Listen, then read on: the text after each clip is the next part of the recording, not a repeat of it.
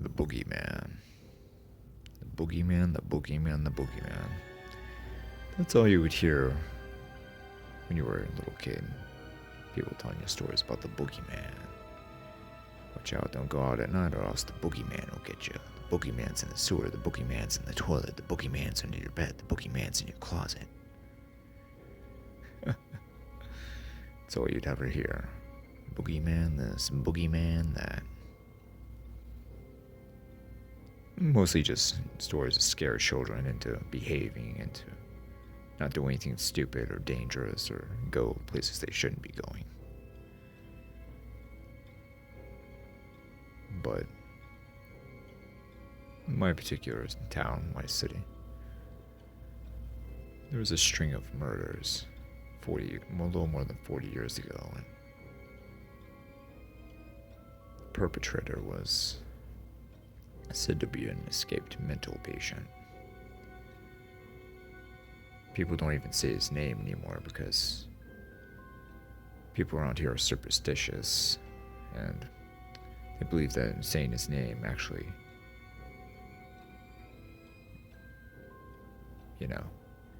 draws him in, makes him want to come back and do whatever. I didn't really know what to make of it. I thought it was all just a bunch of hocus pocus and BS and nonsense. I thought it was all a bunch of crap.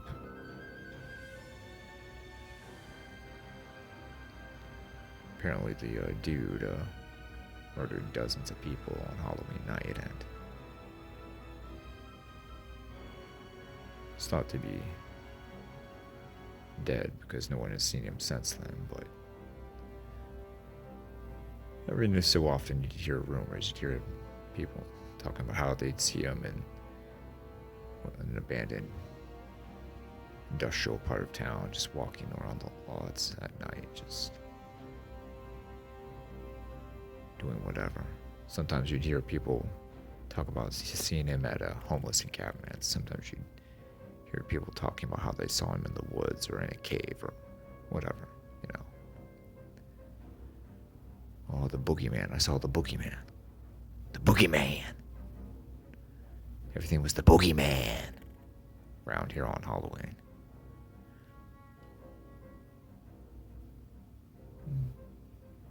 It was finally Halloween night. I'd already handed out snacks to trick-or-treaters and was on my way over to a friend's place to a party, costume party.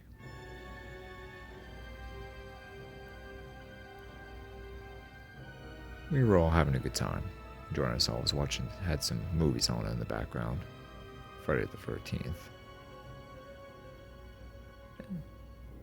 Typical Halloween party. Drugs, alcohol, festivities, candy, all kinds of debauchery.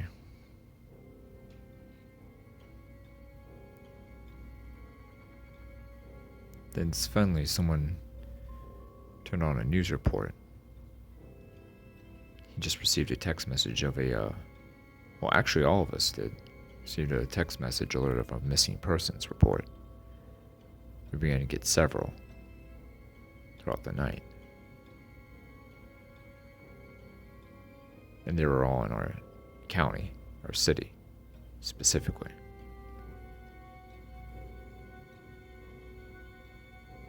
My buddy Steve paused the movie and turned on the news.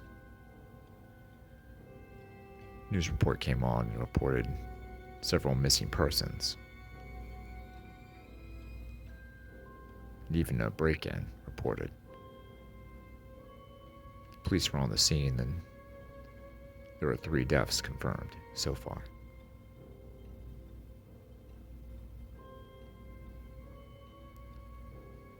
Steve looked at me. I hope it's not, he whispered. Hope it's not what? I asked.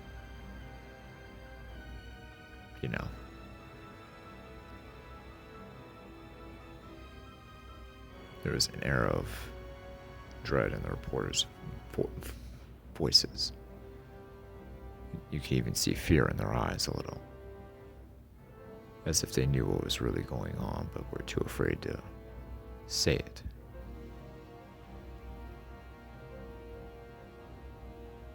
The party went on. Made to Friday the 13th Part 2 and then made it Part 3. Then we started getting text message alerts of the emergency system that now we're starting to get dozens of disappearances in our city. Jesus, I whispered. I looked at Steve. He flipped back on the news again, and sure enough, the death toll is up to 20 people now, plus dozens more were missing.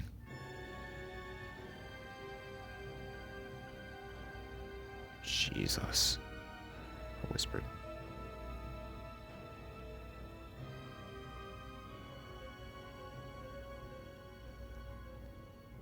What should we do?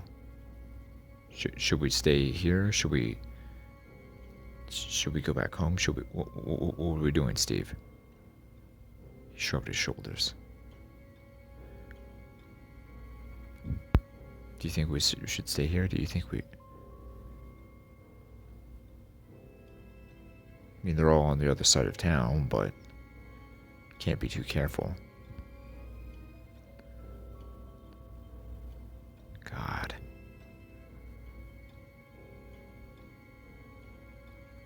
Well, people were starting to get creeped out.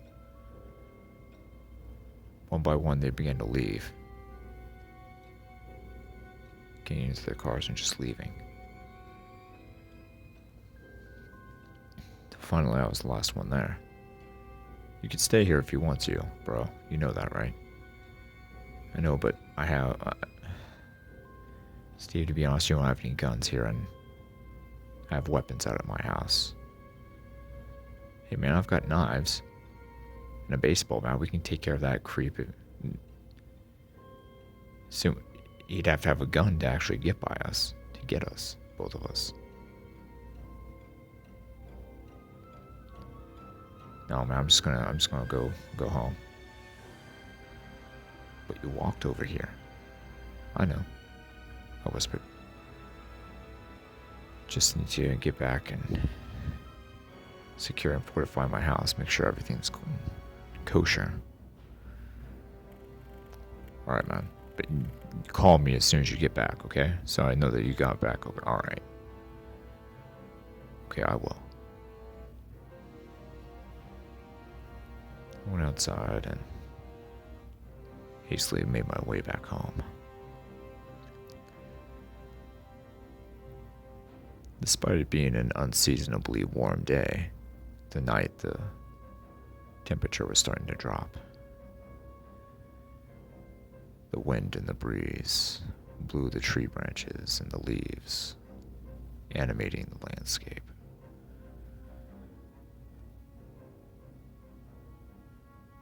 It's picking up and slowing down again, picking up and slowing down again. There's an eeriness to our town, to our streets, our neighborhoods. The very eerie feeling of death, doom, evil.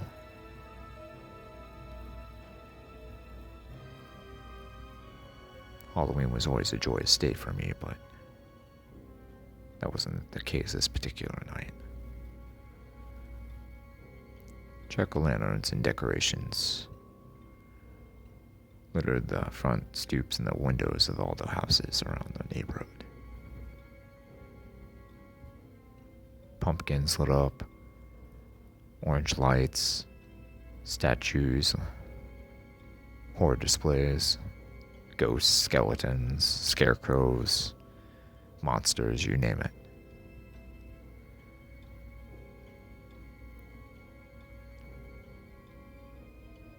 But there was an eeriness to it all, as if the life was being sucked out of the city.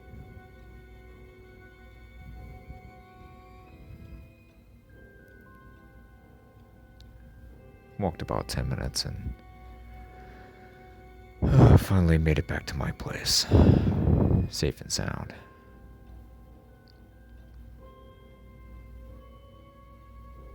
Quickly, I checked all my windows and my doors to make sure they were all still locked and that there was no sign of forced entry, and sure enough, there wasn't.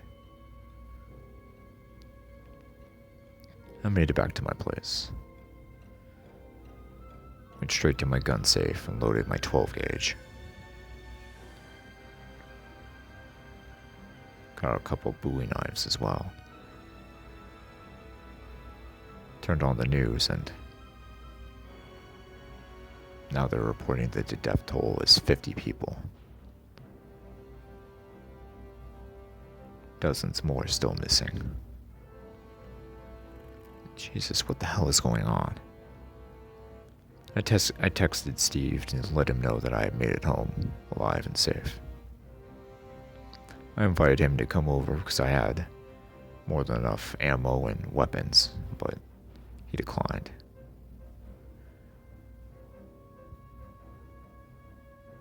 I called the police station and asked them what the hell was going on. Sir, we're still working on it. We don't know exactly who or what is doing this, but be rest assured that we have the situation under control. Then I hung up. God. What the hell's going on? I called Steve. Hey bro, you sure you don't want to come over here? Have you seen the news? Do you know what the death toll is now? Yeah, I'll stay here, bro. Thanks, though. Come on, Steve, you need to get over here. You hardly have any weapons or any way to defend yourself. I'll be fine, bro. Trust me. He hung up. God.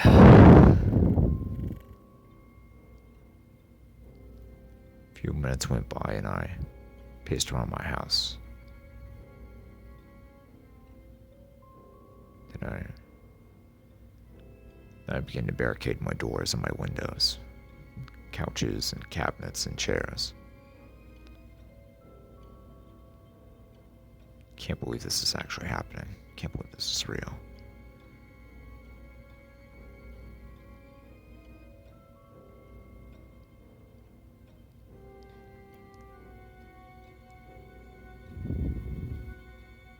I pace around the house. God, I'm going to be up all night doing this shit. I think to myself. Suddenly, the power cuts out. The power cut all the way out.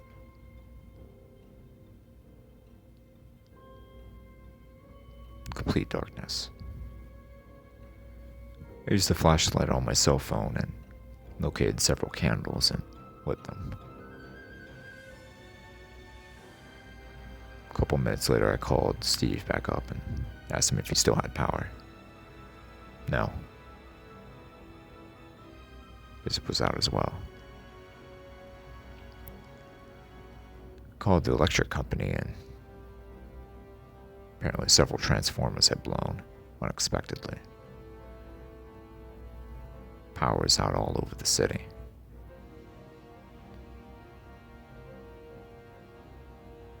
I started to get that feeling.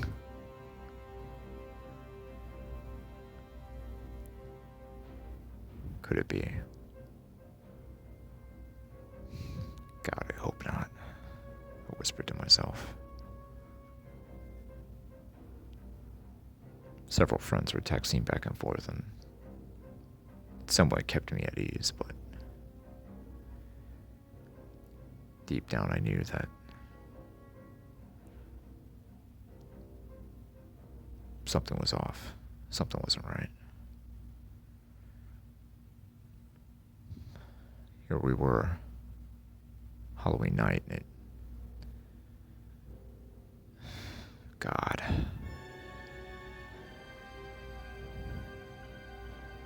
A real face-off with actual evil. That's what I was dealing with, a face-off with actual evil, and I was afraid that I wasn't up to the task. I was afraid that it was you know who. I thought it was God. Put my hand on my head in my hands, my head on my hand, and just shook my head. The situation was beginning to overwhelm me. It's like I was caught in a real life horror movie and I didn't know what to fucking do. You think the shit on the silver screen is scary, just wait till you experience it in real life.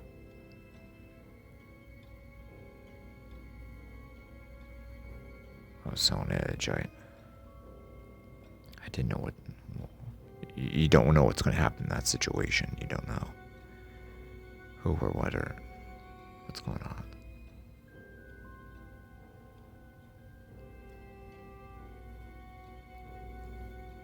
Called up my friend Christina to see how she was doing, how she was holding up. No answer. Went to her voicemail after several rings. Left her a message and texted her.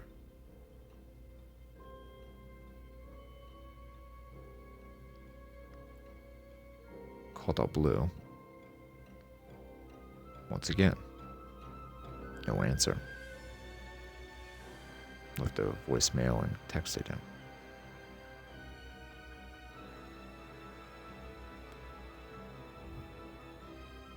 Then I called up Steve. He answered, but he was whispering really, really lowly. I could barely make out what he was saying. Tony. Tony. Steve, are you there? What's going on? Tony. Someone is in my fucking house. What do you mean someone is in your fucking house? Someone is in my fucking... Steve? Steve, are you there? Steve? No! A series of screams and shouts and crashing around. Then I could hear the sound of splurting.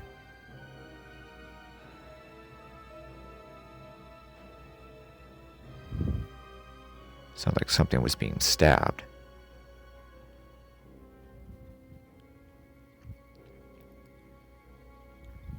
Then I could hear something grab the phone. And all I hear is the sound of heavy breathing.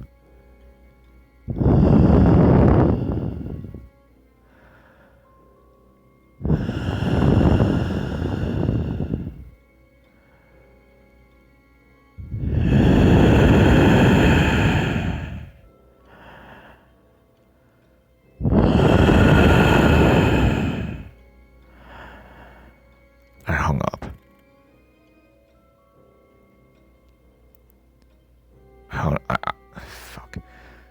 Immediately I called the police station and let them know that I got in contact with my friend. I told him his address and that he was attacked in his house, brutally. Okay, so we'll stretch a little thing. It's going to take a little bit, but we'll send some deputies over there. Okay. All right. Thank you.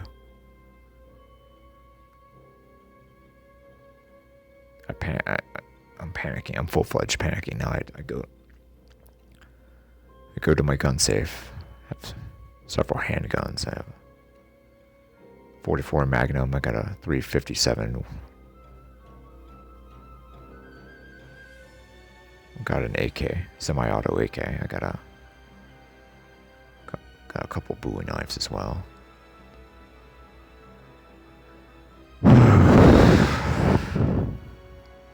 Hell, I even have my compound bow that I hunt deer with. I load everything.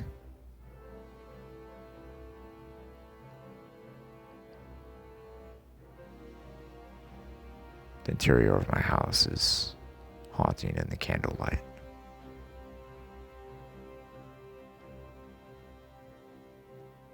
I shake. I'm on high alert.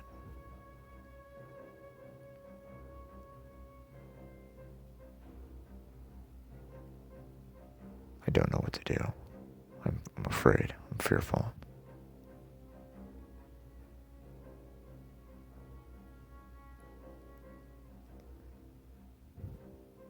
The midnight hour has passed, and it's getting into the deep parts of the night. I can feel the evil closing in. The death. The chaos. The cold kiss of having the life sucked out of you slowly.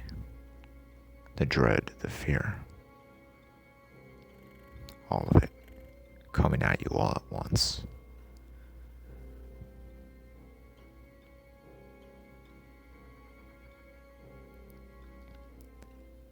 I hear a tap at the door.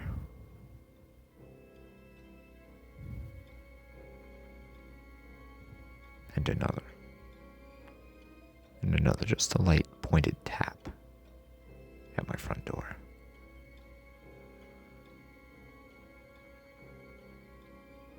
I don't dare answer. I don't even call out my name, call out to anyone or anything.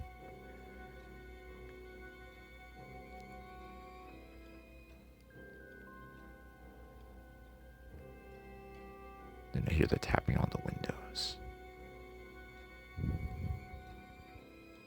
Still, I don't answer.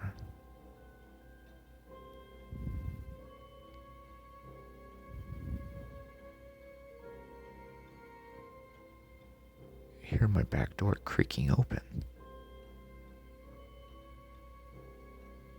Just creaking open slightly. I take the shotgun and I slowly walk back. The tactical flashlight attached to the gun, I walk slowly. The room faintly lit with the light from the shotgun and the candlelight.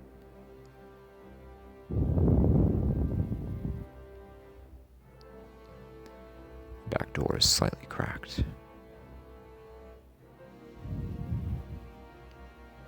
Click the safety off the shotgun. And slowly make my way toward the door.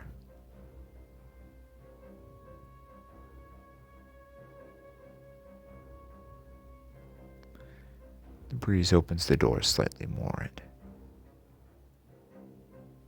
alas, there's no one beyond the threshold or on the back door step or anything.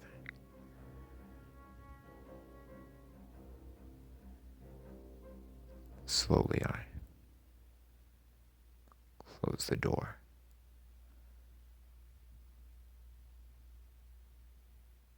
Lock it back again. I even had the lock chain on there as well. For good measure this time.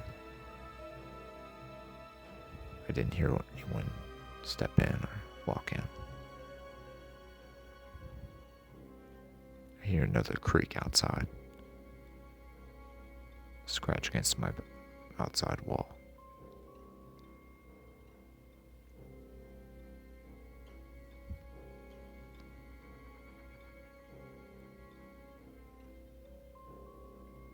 Slowly, I begin to check each room.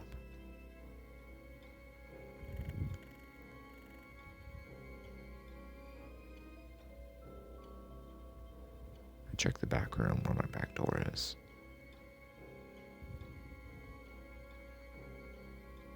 I check my bedroom, my spare bedroom, the kitchen, the front room. Nothing. Check my basement, check my attic. Nothing.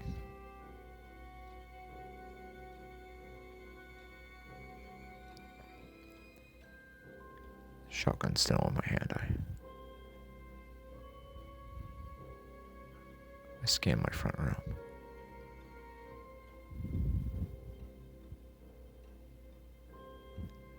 The iron grip, vice-like grip of a hand wraps around my throat.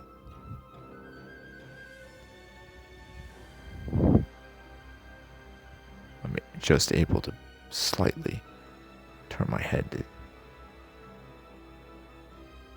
see the pale, ghost-like face of a mask.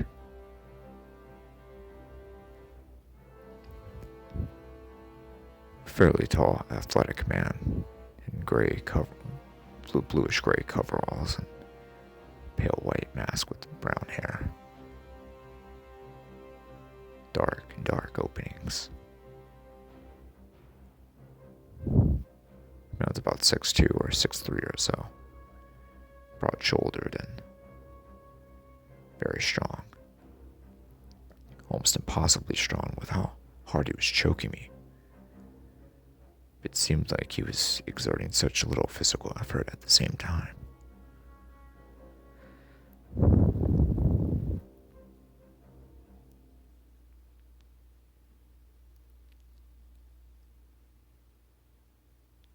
In his left hand, he had a large kitchen knife, bloodstained and used.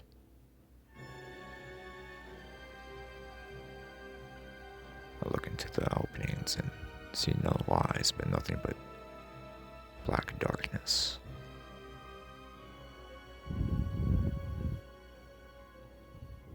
A light breathing could be heard from the man.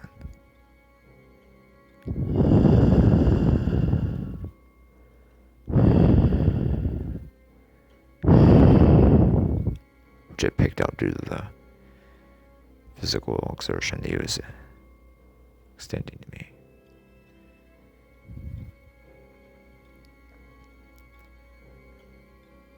The man raises the knife,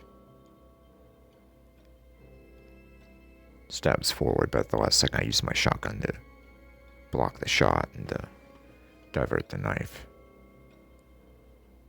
I get cut on my shoulder. Use my shotgun to hit the man in the midsection. With little effect. Then I drive all my body weight in the shotgun forward and I ram it into his midsection again, banging him against the wall.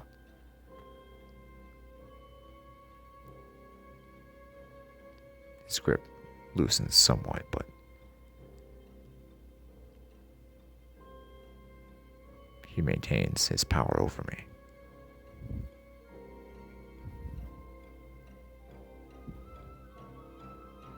I feel a jab in my midsection. Shit, he got me. Then another, then another.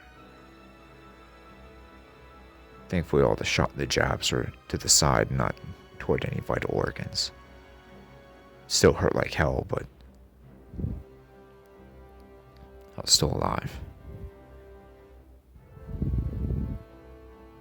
I headbutted the man and jammed the shotgun up into his throat, and finally he was able to let go. I got loose and stepped back several feet and cranked the shotgun and just let the asshole have it right center mass, right in the heart. I emptied out all the slugs of the 12 gauge and the evil prick fell back.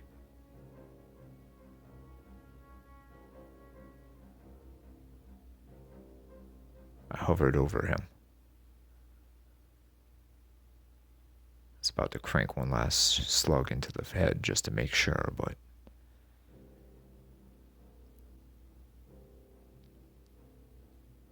to my shock, I was empty. Then took the shotgun, grabbed it by the barrel, and was ready to smash the asshole's face in with the butt of my gun, but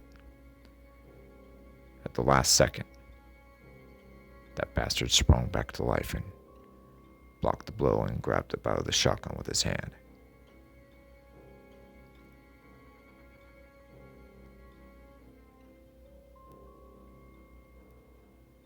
How is he still alive? How is he doing this? How? There was blood, so I knew he wasn't wearing a bulletproof vest.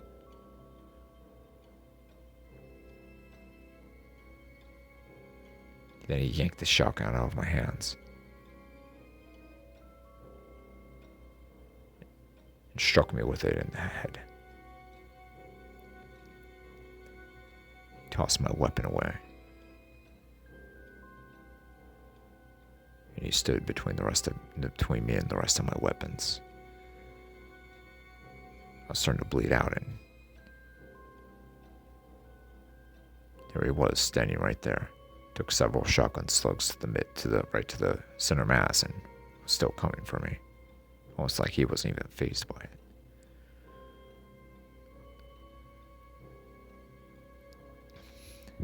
Run. I thought to myself. Run.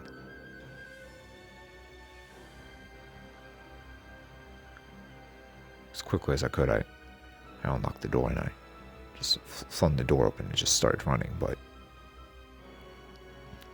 couldn't really go as fast as I wanted to because of my wounds, and I was bleeding out and I was in pain.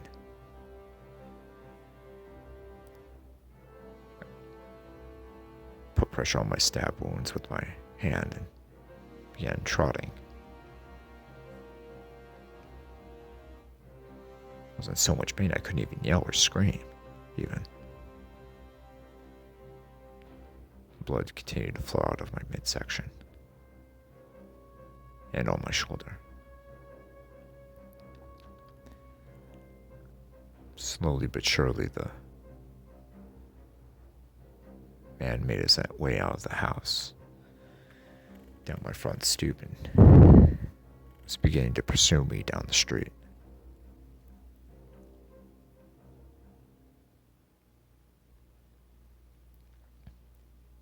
I desperately tried to run, but I couldn't. I could only do a kind of a half trot skip type of motion due to all the pain that I was feeling. I couldn't even run or shout or yell or anything. I was unarmed and I was being pursued by evil. Slowly but steadily, the man walked. He didn't run. He walked after me, his arms swinging slowly, his enormous kitchen knife, thirsty for more blood.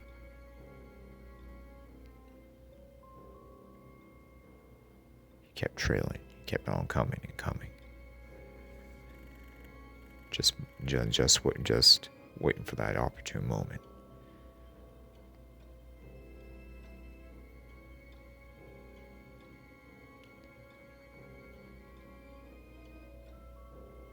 Kept going and going. Interestingly, there was no, even though the power was out, there were no people moving around. There were no people. There were no cars in the driveway. Everyone was. There's no activity. I knew it was late and that a killer was on the loose, but so the town was dead.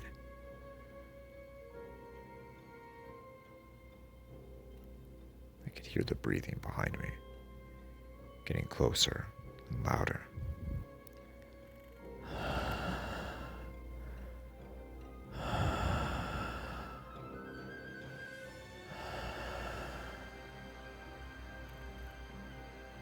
Couldn't take it anymore. I tried to sprint off once again, but I couldn't. I was in too much pain. It caused my wound to fester more, to bleed out more.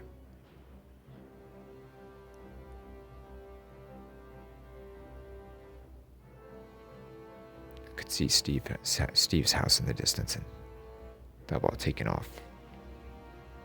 I tried to sprint again, but couldn't. Finally, I was able to let out a yelp, a help. Help! Help! I tried, but it was just too much.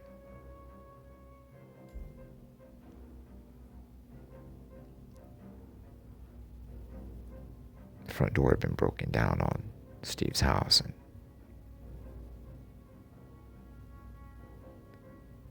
I almost went in there, but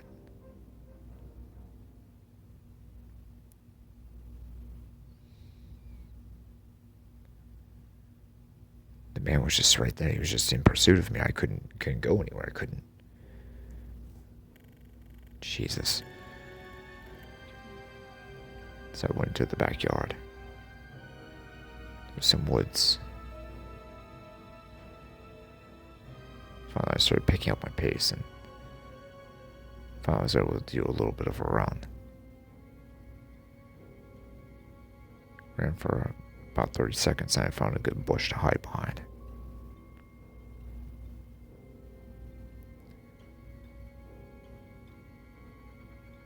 The man followed me. Even though I was about a minute or so ahead of him, it was almost like he knew exactly where I was going. It's like he can read me, look right into my soul, and just read and know and understand where I was and what I was doing, what my plan was.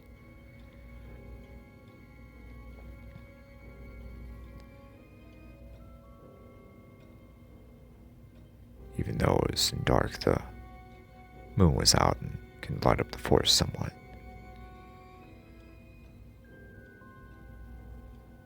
I hid behind the bush, waiting for him to pass by so I could actually make a run for it, for real.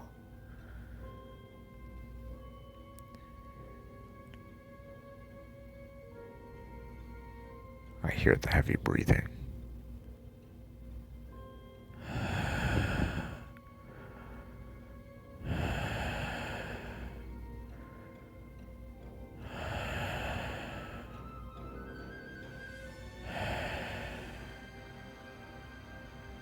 Seemed to come from every direction in the woods. I couldn't tell if he was right by me, to my left, to my right, forward, backwards, behind. I couldn't know. I didn't know. It's like the whole world was breathing that death breath, that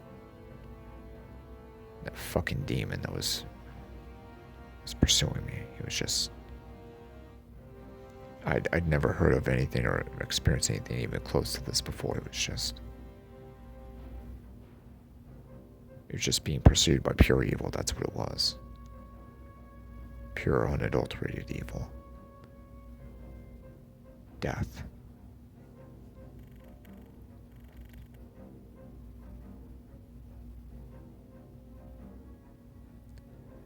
I heard some police sirens.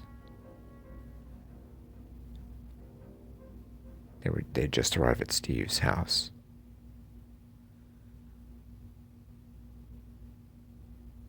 I sprinted off as fast as I could. It's more like a jump skip, but hey, gotta do what I gotta do.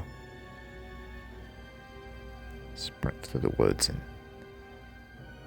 felt a slash along my back of a knife. Apparently the asshole had hidden himself and was waiting for me to pass by, but he just missed me. Just grazed my back with his knife.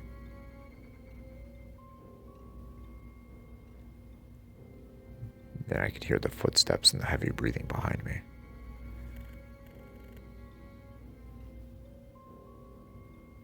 Closer and closer. Felt a grasp of a hand reaching from just behind me. So I kept going forward, trying to go faster and faster.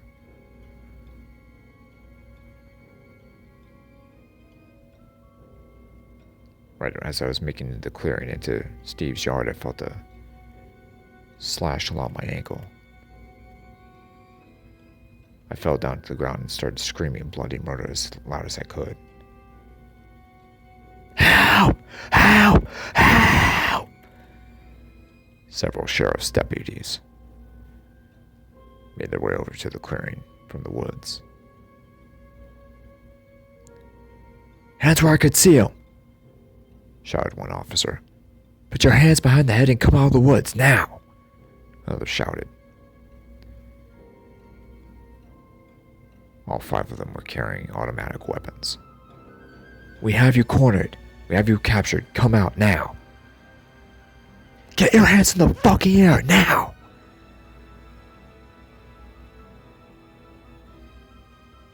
Slowly, I began to crawl towards the officers. "Get your hands up now!"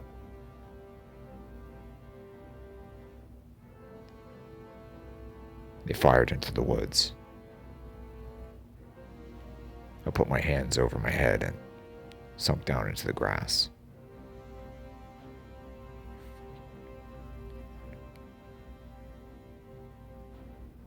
The officers emptied their magazines.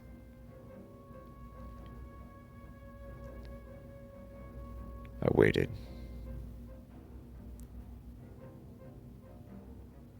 Silence. I crawled toward the officers and I lifted my head to look at them, and they had blank stares on their faces, as if they couldn't believe what they were seeing, what they were witnessing. I turned around. The man in the white mask is still in the woods, just staring